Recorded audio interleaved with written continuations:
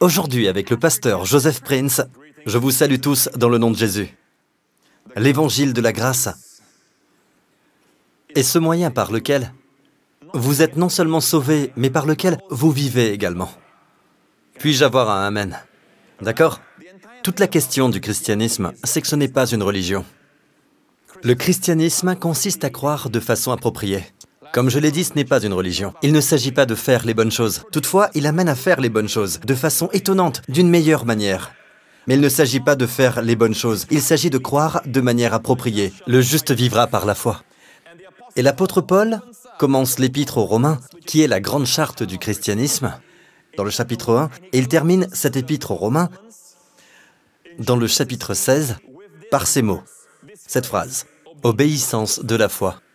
Dans le chapitre 1, il le dit de cette façon. C'est par lui, par Christ, que nous avons reçu la grâce, la faveur imméritée, d'exercer le ministère d'apôtre pour conduire en son nom des hommes de toutes les nations à l'obéissance de la foi. En d'autres mots, Paul savait qu'il avait été appelé à prêcher l'obéissance à la foi. Je peux comprendre ce qu'est l'obéissance au commandement. Je comprends ce qu'est l'obéissance aux lois. Même l'obéissance à Dieu, je peux comprendre. Mais qu'est-ce que l'obéissance à la foi ? Qu'est-ce que l'obéissance de la foi? Ce n'est rien d'autre que d'avoir la bonne foi. La foi, c'est croire de façon appropriée. Croire de façon appropriée est important, car cela n'affecte pas seulement votre esprit, mais cela affecte aussi votre âme et votre corps. Cela affecte votre vie, vos finances, vos familles. Cela affecte tous les domaines de votre vie.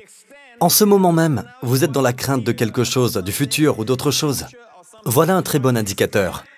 Plus vous avez peur, plus vous avez des soucis ou vivez dans l'anxiété, plus cela indique que vous avez dans votre vie une mauvaise façon de croire. Et je vous le dis, peuple de Dieu, même si Dieu est un bon Dieu, vous ne ferez jamais l'expérience de sa bonté. Non parce qu'il ne la donne pas, ni parce qu'il n'est pas généreux. Il peut être généreux, il peut donner en tout temps, mais vous ne recevez pas en raison de votre mauvaise façon de croire. Vous m'écoutez, peuple de Dieu? Voyons ensemble le verset 2 de 3 Jean. Il dit, « Bien-aimé, c'est vous et moi, je souhaite que tu prospères à tout point de vue. » Une version dit, « Par-dessus toute chose, je souhaite que tu prospères. » Ici, dans la Bible second 21, il dit « prospère à tout point de vue ». Mais en fait, il dit « Je souhaite par-dessus toute chose que tu prospères. » Maintenant, ceux qui sont contre la prospérité ont seulement à jeter un coup d'œil à ceci. Et la prospérité dont il est question ici n'est pas d'ordre spirituel, car il parlera de l'aspect spirituel à la fin, à l'image de ton âme, c'est à la fin. Mais ici, il parle de prospérité matérielle. Dieu désire que nous prions pour que chacun de nous prospère. Et non seulement prospérer, mais être en bonne santé également. Être en bonne santé, à l'image, et maintenant la partie spirituelle, à l'image de ton âme. Ici, le verbe prospérer, en grec, est le présent passif à l'infinitif. D'accord? Maintenant, le présent, c'est le temps présent. Le passé, il a couru. Le présent, il court. Il est en train de courir. Le présent. D'accord? Le présent. Passif, c'est quoi? Passif signifie l'exemple le plus couramment utilisé pour expliquer la voix active et passive est à la voix active, le garçon frappe le ballon. D'accord? À la voix passive, le ballon a été frappé par le garçon. En d'autres mots, la voix active, le garçon fait l'action. À la voix passive, le ballon reçoit l'action. Êtes-vous avec moi? Vous comprenez, n'est-ce pas? Très simple, ok? Active, passif. Maintenant, regardez ceci. Prospérer est le présent, passif à l'infinitif. Passif? Pourquoi est-ce passif? En d'autres mots, vous pouvez prospérer sans y croire. C'est passif. Vous êtes seulement un récipient. Mais quand il s'agit de la santé, être en bonne santé, c'est le présent actif à l'infinitif. En d'autres mots, si vous ne le recherchez pas, si vous n'y participez pas, d'accord, vous pourrez prospérer, mais en étant malade. C'est dans la Bible que je lis cela, mes amis. Vous m'écoutez? Et ce n'est pas mon message aujourd'hui.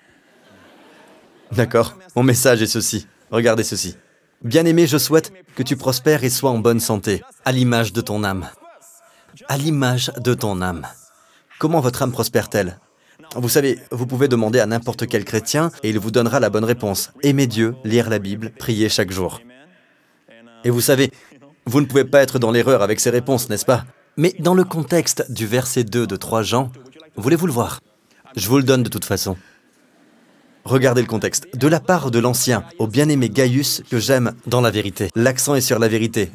La vérité. Bien-aimé, je souhaite que tu prospères à tout point de vue. Et puis, regardez comme c'est étonnant, c'est entouré de vérité, le mot vérité. Après le verset 2, il y a le verset 3, et ce verset dit « J'ai en effet éprouvé une très grande joie ». Juste après qu'il ait dit « à l'image de ton âme ». J'ai en effet éprouvé une très grande joie lorsque des frères sont arrivés et ont rendu témoignage de ta sincérité, de la manière dont tu marches dans la vérité. Marche ici est le présent actif. De la manière dont tu marches dans la vérité. Je n'ai pas de plus grande joie que d'apprendre que mes enfants marchent dans la vérité. Marche dans la vérité. En d'autres mots, marcher dans la vérité vous place dans une position où vous recevez la prospérité de manière passive. Parce que votre âme prospère, parce que vous marchez dans la vérité. Et quand vous y êtes, vous dites, par ces meurtrissures, je suis guéri. Et alors vous êtes en bonne santé. Vous êtes avec moi, peuple de Dieu? À présent, c'est quoi marcher dans la vérité? C'est marcher dans la vérité de l'Évangile. Rappelez-vous, la loi a été donnée à travers Moïse, mais la grâce et la vérité sont venues à travers Jésus-Christ. La vérité est du côté de la grâce. Jean 1, 17 dit que la loi a été donnée à travers Moïse. Mais la grâce et la vérité sont venues à travers Jésus-Christ. De ce côté, la grâce et la vérité sont ensemble. La loi est isolée. Il aurait dû dire, pour être cohérent, la loi et la vérité ont été données à travers Moïse, mais la grâce et la vérité sont venues à travers... Mais il n'y a pas de vérité de ce côté. Quand Jésus parla aux pharisiens de son temps, il leur dit, « Vous connaîtrez la vérité, et la vérité vous rendra libre. » Mais les pharisiens sont des personnes qui connaissent la loi. Donc évidemment, ils n'étaient pas en train de parler de la loi, car ils connaissaient déjà la loi. Êtes-vous à l'écoute, peuple de Dieu? Saviez-vous qu'à un moment, dans l'église primitive, il se produisit ceci. L'apôtre Pierre était en train de manger avec les convertis païens. Et ils célébraient, mangeaient ensemble. Je ne sais pas s'ils mangeaient de la nourriture cochère ou pas. Aucune mention n'est faite de ce qu'ils mangeaient avec les païens. Puis il apprit que le QG à Jérusalem, l'église à Jérusalem, en ce temps-là, ils étaient encore enracinés dans la loi. Ils envoyèrent quelques personnes là-bas. La Bible nous dit que Pierre se retira des chrétiens non juifs et s'est mis à l'écart pour faire croire qu'il était séparé des autres. Quand Paul vit tout ceci, car Paul y était, quand Paul vit tout ceci, il reprit Pierre devant tous. Et voici ce que Paul dit à Pierre. Quand j'ai vu qu'il ne marchait pas droit, puisqu'il ne respectait pas la vérité de l'Évangile, Paul dit, j'ai vu ce jour-là Pierre et quelques autres juifs, des chrétiens juifs qui se séparaient des chrétiens non juifs. Ce n'est pas cohérent. Il n'y a plus de séparation. Et j'ai vu qu'il ne marchait pas droit, puisqu'il ne respectait pas la vérité de l'Évangile. J'ai dit à Pierre devant tous, donc il reprit Pierre. Le prochain verset nous dit comment nous sommes justes. Oh, les deux prochains versets. Le verset 16, « Cependant nous savons que ce n'est pas sur la base des œuvres de la loi que l'homme est déclaré juste, mais au moyen de la foi en Jésus-Christ. Ainsi, nous aussi nous avons cru en Jésus-Christ, afin d'être déclarés justes sur la base de la foi en Christ et non des œuvres de la loi. Puisque sur la base de la loi, personne, cela veut dire ni chinois, ni caucasien, ni indien, ni personne ne peut se glorifier. Personne ne sera considéré comme juste sur la base des œuvres de la loi. Vous m'écoutez? Vous rappelez-vous du plus grand commandement? Un jour, un pharisien vint à Jésus et lui dit, « Maître, dis-nous quel est le premier, le plus grand commandement ?» Jésus répondit tout de suite, « Tu aimeras le Seigneur, ton Dieu, de tout ton cœur, de toute ton âme, de toute ta pensée, de toute ta force. » Et pourtant, personne ne peut garder ce commandement. C'est pourquoi nul ne peut être justifié par la loi. Mais voulez-vous tous aimer Dieu ainsi? Oui. Et le deuxième commandement est « Tu aimeras ton prochain comme toi-même. » Voulez-vous tous aimer ainsi? Bien sûr, nous le voulons tous. Nous sommes nés de nouveau. Nous voulons tous aimer Dieu avec passion, résolument. Et nous voulons également tous nous aimer les uns les autres. Ceci montre que nous sommes nés de nouveau. Mais essayer de garder la loi ne produira pas la sainteté. Donc, comment allons-nous accomplir ce que Jésus appelle le premier et le plus grand commandement? C'est par l'intermédiaire de la loi que vient la connaissance du péché. Sur la base des œuvres de la loi, personne ne sera considéré comme juste. Comment y arriver? Certains préconisent une approche directe. Essaie de garder la loi, fais de ton mieux. Je vais vous partager comment le faire. Êtes-vous prêts? D'accord. Regardons Éphésiens, chapitre 1, verset 7. En lui, nous avons la rédemption. Par son sang, la rémission des péchés. Selon la richesse de sa grâce. En lui, nous avons la rédemption. Non seulement la rédemption, mais la rémission des péchés. Selon la richesse de sa grâce. La Bible dit « nous avons ». Or, le mot « avons », vous pouvez peut-être dire « vous savez, est-ce que vous l'avez » ? Oui, je l'ai. Est-ce que vous l'avez ? Oui, je l'ai. Ça peut être dans le sens passif. Mais voulez-vous voir le mot ici? Le verbe ici, en grec. En lui, nous avons le présent actif de l'indicatif. En d'autres mots, nous nous y accrochons. Nous ne laissons personne nous en dérober. Nous avons la rémission des péchés. Pour la mauvaise pensée que vous avez eue de moi juste à l'instant, quand je suis sorti, vous avez la rémission des péchés, mon frère. Vous l'avez. Vous avez la rémission des péchés. Maintenant, je connais vos peurs. Qu'en est-il si vous dites aux gens qu'ils ont la rémission des péchés et qu'ils s'y accrochent? Cela ne mènera-t-il pas à une vie insensible? Calmez-vous. J'y arrive. Tout d'abord, voyons ceci. Nous avons. Le mot « avons » est « echo ». D'accord? « Echo ». C'est quel présent? Passif ou actif? Je vous montre. Présent, actif. Dites actif.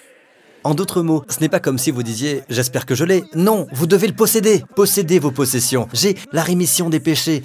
Quelle est la mesure de cette rémission? Selon la richesse de sa grâce. Vous pouvez déployer la richesse de Dieu à travers tout l'univers et vous ne pourrez toujours pas parvenir à la fin. Telle est la mesure du pardon que vous avez. C'est selon kata en grec, selon la richesse de sa grâce. Mais comment Dieu peut-il nous pardonner juste comme ça? Il n'a pas pardonné les personnes juste comme ça. Il y avait un prix. Le prix de notre rédemption, c'est par son sang. Le mot rédemption est apolutrosis, qui signifie la liberté, qui vient du prix, d'une rançon. Et Dieu vous dit, tenez-y fermement, car un de ces mots, avoir, héros, le mot héros, d'accord, signifie avoir, tenir, avoir dans la main, tenir ferme, posséder. Possédez, possédez vos possessions, tenez-y fermement. Les gens voudront vous en dissuader. Et je vous dis, le diable utilisera bon nombre de gens pour essayer de vous en dissuader. En êtes-vous sûr? Comment pouvez-vous dire que tous vos péchés sont pardonnés? Vous voulez dire hier, aujourd'hui et pour toujours, tout est pardonné? Oui. Puis, instinctivement, la chair entre en jeu. Le raisonnement de la chair. Mais est-ce que cela ne causera pas au peuple de mener une vie insensible et dissolue? Alors, cela nous amène à notre prochaine question. Gardez votre calme. Tout doux. D'accord? Passons à la prochaine question. En passant, je dois vous montrer ceci, le chapitre 2. 1 Jean, chapitre 2. J'écris, le chapitre 2 vient après le chapitre 1. Où dans le verset 9, il est dit, si nous reconnaissons nos péchés. Si le verset 9 se réfère aux chrétiens, et que vous avez le chapitre 2 qui se réfère aux chrétiens, nous avons là un problème. Je vais lire ce verset. 2, 12. Je vous écris, petits enfants, ou chers enfants dans la version originale. Je vous écris, petits enfants, parce que vos péchés vous sont pardonnés à cause de son nom. Le verbe ici, pardonner, le verbe ici est le passé passif de l'indicatif. Nous le recevons simplement. D'accord? Qu'est-ce que le passé? Le passé veut dire quoi? Une fois pour toutes. Cela ne peut être répété avec les résultats actuels. Nous sommes toujours pardonnés. Nous avons été pardonnés et nous sommes toujours pardonnés. Et c'est passif. En d'autres mots, confessant les péchés est actif. Vous devez confesser. Celui-ci ne l'est pas. C'est passif. Vous êtes pardonné. Un chrétien qui n'a pas été pardonné n'existe pas. En passant, retournons à Éphésiens 1. Éphésiens 1, d'abord. La rémission des péchés, le mot « péché » ici est le mot « paraptoma ». Voici paraptoma. Il y a un verset identique dans Colossiens. Il dit, en ce que nous avons la rédemption par son sang. La rémission des péchés, ici, il y a amartia. Les deux signifient péché. Ici, les fautes. D'accord? Mais je vous montre ceci car, dans Matthieu 6, Jésus dit, « Si vous pardonnez aux hommes leurs fautes, votre Père céleste vous pardonnera aussi. Mais si vous ne pardonnez pas aux hommes, votre Père ne vous pardonnera pas non plus vos fautes. » Vous voyez cela? D'accord? Alors il leur dit au peuple juif, si vous ne pardonnez pas, Dieu non plus ne vous pardonnera pas. D'accord? Mais si vous pardonnez, et les fautes ici, c'est paraptoma. Paraptoma, c'est la même chose. Donc, dans Éphésiens, il est dit que nous sommes pardonnés de tous nos paraptomas. Ici, il dit, si vous ne pardonnez pas, vous ne serez pas pardonnés de vos paraptomas. Évidemment, il semble y avoir une contradiction. Ce n'est pas le cas. L'un est avant la croix et l'autre après la croix. Et Éphésiens 4 nous dit, Éphésiens 4, soyez bons et pleins de compassion, les uns envers les autres. Pardonnez-vous réciproquement, comme Dieu nous a pardonnés en Christ. Le mot pardonner ici est au passé composé, une fois pour toutes. Comme Dieu vous a pardonné en Christ, Dieu vous a pardonné. Remarquez, nous nous pardonnons réciproquement. Comme Dieu nous a pardonné en Christ. Avant la croix, nous pardonnons, afin d'être pardonnés. Après la croix, nous pardonnons aux autres, car Dieu nous a pardonnés en Christ. Et pardonner ici est une fois pour toutes. Le passé composé. À cause d'un manque d'enseignement à ce sujet, les personnes n'ont pas de raison de pardonner. Nous leur disons « pardonne, sinon tu souffriras ». Ce n'est pas une bonne fondation pour pardonner. La seule bonne fondation est de leur dire combien ils sont pardonnés. D'accord? Maintenant, l'amour pour Dieu. Comment avons-nous cet amour pour Dieu? Vous rappelez-vous de l'histoire de la femme immorale, plus probablement une prostituée. Elle vint à la maison de Simon, le pharisien, qui avait invité Jésus à manger. Jésus s'assit, puis la femme arriva, avec le vase d'albâtre plein de parfums. J'ai prêché à ce sujet il n'y a pas si longtemps de cela. Vous vous en souvenez? Suivons seulement 2 versets, d'accord? Observons cela de très près. Parce que le pharisien se dit en lui-même, si Jésus était si saint, il aurait su quel genre de femme était celle qui versait du parfum et pleurait sur ses pieds. Puis Jésus regarda Simon et lui dit, « Simon, en fait, nous aurions dû commencer par le verset 41. Jésus dit, il y avait 2 hommes. Un créancier avait 2 débiteurs. L'un d'eux lui devait 500 pièces d'argent et l'autre 50. 500 pièces d'argent. Une pièce d'argent équivaut à un jour de salaire. En ce temps-là, 500 équivaut à 1 an et demi de salaire. Voilà combien il devait au créancier. L'autre homme devait 50 pièces d'argent, qui est plus qu'un mois et demi de salaire. Donc, l'un avait une dette équivalente à 1 an et demi et l'autre à 1 mois et demi. Dépendant du montant de votre revenu chaque mois. L'un devait 500 pièces d'argent, l'autre 50 pièces d'argent. Jésus dit que les 2 avaient une dette et qu'ils n'avaient de quoi rembourser. Il leur remit, dans la version anglaise, il leur remit librement. Librement, c'est très beau, comme l'encens qui coule librement. Il leur remit à tous les 2 leurs dettes. Maintenant, dis-moi, Jésus lui demanda, quand ils n'avaient de quoi rembourser, il leur fit grâce de leurs dettes à tous 2. Librement, il leur fit grâce de leurs dettes à tous 2. Maintenant, j'aimerais que vous lisiez ce verset dans la version second 21. La version second 21 est magnifique.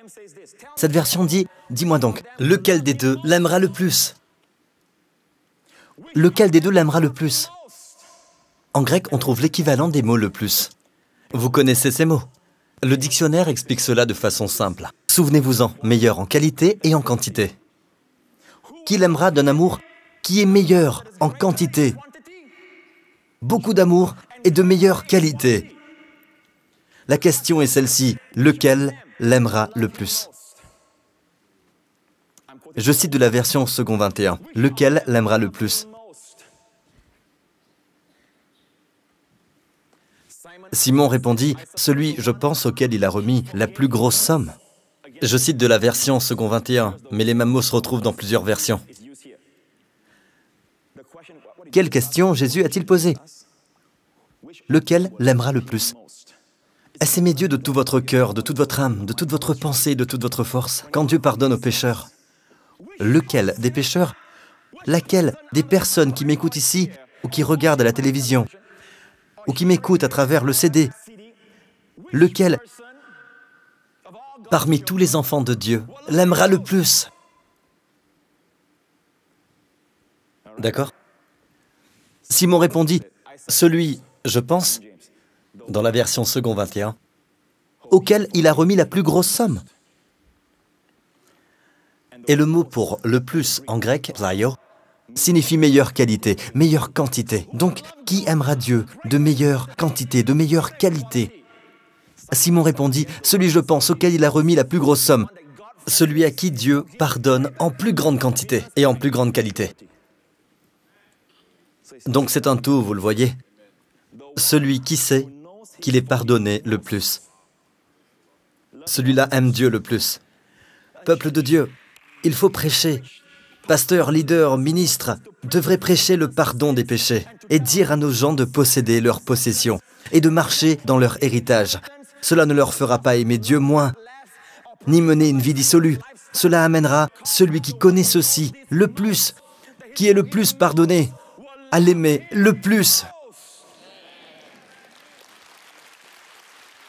D'un amour de meilleure qualité et de meilleure quantité.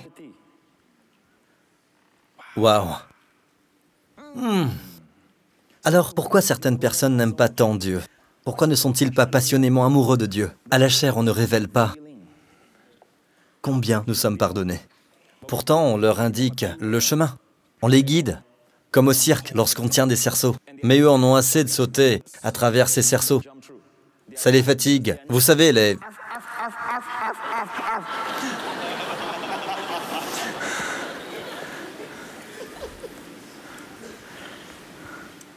Oui, je sais que ça s'appelle une otarie.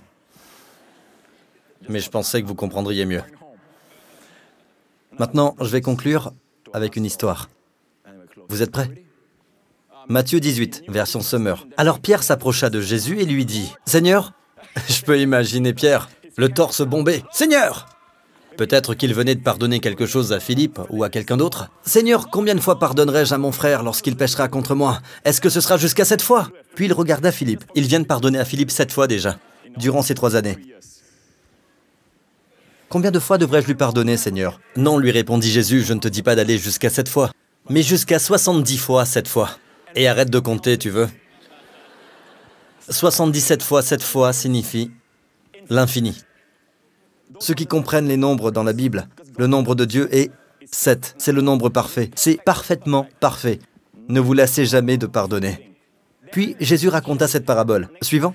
C'est pourquoi le royaume des cieux, et je terminerai ainsi, le royaume des cieux ressemble à un roi qui voulut régler ses comptes avec ses serviteurs.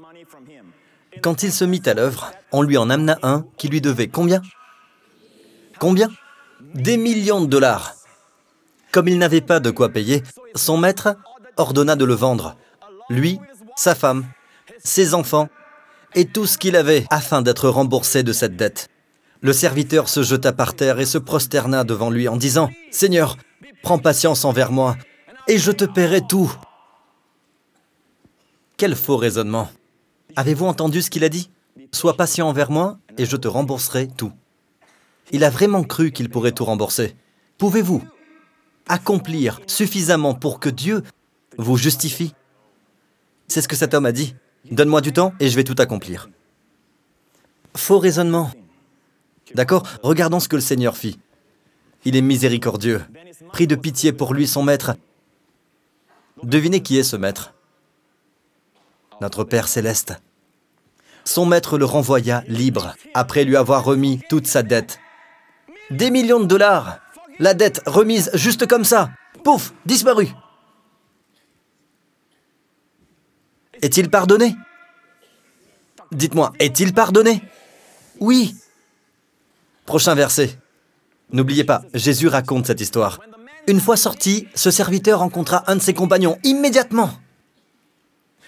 Il alla vers un de ses compagnons qui lui devait quelques milliers de dollars. Ce n'est pas des millions, quelques milliers de dollars. Il l'attrapa à la gorge et se mit à l'étrangler en disant « Paie ce que tu me dois !» Son compagnon tomba à ses pieds en le suppliant « Prends patience envers moi et je te paierai. » C'était précisément ce qu'il venait de faire. Il supplia, mais l'autre ne voulut pas et alla le faire jeter en prison jusqu'à ce qu'il ait payé ce qu'il devait. C'est la première chose qu'il fit après avoir été pardonné. Chaque chrétien est pardonné, mais pourquoi certains chrétiens ne pardonnent-ils pas, même s'ils sont pardonnés? Imaginons ce qu'il a dans la tête. Pendant tout ce temps, son maître lui a accordé son pardon, mais il ne l'entend pas. Il y a des gens comme ça assis parmi nous. La proclamation est faite, mais ils ne l'entendent pas. Ont-ils le pardon? Oui. L'apprécient-ils? Non. Prochain verset. N'oubliez pas, Jésus raconte cette histoire. À la vue de ce qui était arrivé, ses compagnons furent profondément attristés, et ils allaient raconter à leur maître tout ce qui s'était passé. Alors le maître fit appeler ce serviteur et lui dit « Méchant serviteur, je t'avais remis en entier ta dette, parce que tu m'en avais supplié. Ne devais-tu pas, toi aussi, avoir pitié de ton compagnon, comme j'ai eu pitié de toi? Le prochain verset. Et son maître, irrité, le livra au bourreau jusqu'à ce qu'il ait payé tout ce qu'il devait. C'est ainsi que mon Père céleste vous traitera, si chacun de vous ne pardonne pas à son frère de tout son cœur. Maintenant, remercions Dieu pour cette partie-ci, d'accord? De ce que nous apprenons de cette histoire. Il y a toujours une leçon à apprendre de tout ce que Jésus raconte, même si c'est avant sa mort et sa résurrection. Maintenant, tous nos péchés sont pardonnés. Possédons cette vérité. Apprécions-la. Vous avez eu une mauvaise pensée juste à l'instant à l'égard du pasteur Prince? Apprécions ce pardon. Et je vous pardonnerai aussi. Donc, voilà, peuple de Dieu. Nous avons répondu aux plus grandes questions que l'Église se pose aujourd'hui. Il voit le problème de manque d'amour pour Dieu qui débouche sur une vie dissolue. Il voit le problème d'amertume, de discorde, etc. Mais la façon qu'il gère ces problèmes est mauvaise. Savez-vous pourquoi? Je vais vous le dire en guise de conclusion. Je dois vous le dire. D'accord? Revenons à la parabole de Jésus concernant les deux débiteurs. Luc 7, s'il vous plaît, Luc 7. Lequel des deux l'aimera le plus? Quelle est la réponse? Celui auquel il a remis la plus grosse somme. Je terminerai avec ça. Jésus lui dit, « Tu as bien jugé. » Je n'ose pas vous dire comment les leaders doivent bien juger. Nous voyons des gens qui sont plus bénis que nous. Nous les voyons comme, vous savez, nous faisons appel à eux. Et ils sont vraiment, je peux ressentir la présence de Dieu autour d'eux. Ce sont de vrais chrétiens. Vous savez ce qu'on pense? Qu'ils sont plus disciplinés. Nous avons mal jugé. La raison pour laquelle ils aiment Dieu plus est parce qu'ils savent qu'ils sont pardonnés. Ça, c'est un bon jugement. En grec, juste deux mots. Atros, krino. Bien jugé.